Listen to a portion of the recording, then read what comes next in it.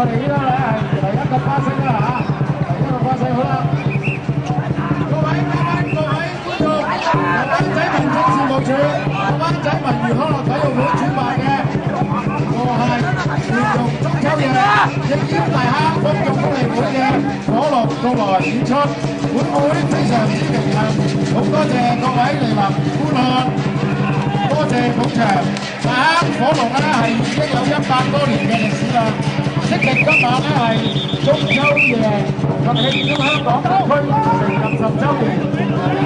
節目先嚟一個大團圓，呢個係火龍闖燈慶團圓，1、2、3，大團圓，慶團圓，香港特區成立10週年，